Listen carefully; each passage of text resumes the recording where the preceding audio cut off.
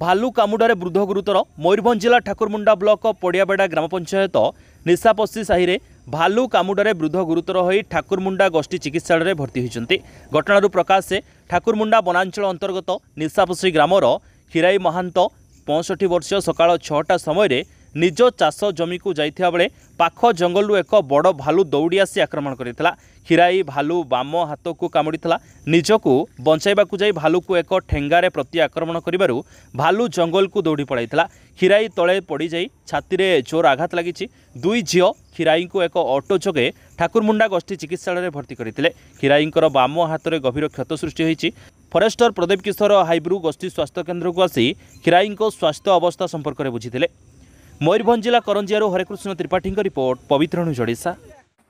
खीराई महतो घर निशापसी कौन केमती तुमको भालू कामुड़ला?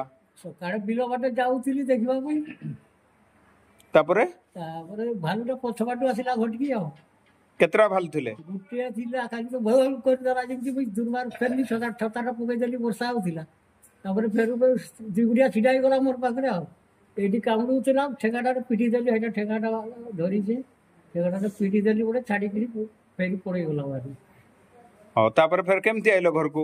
से तू उठी गटपट करी आसली गुटे पुतरा थिला से आनला आ। ओहो भालू को तुम प्रति आक्रमण करिज तो? हां भालू को मैं जाओ पिटी भी देई से बोली छाडी दला आले छाडता नहीं सरी जाता। बड़ो भालू ना छोटो भालू?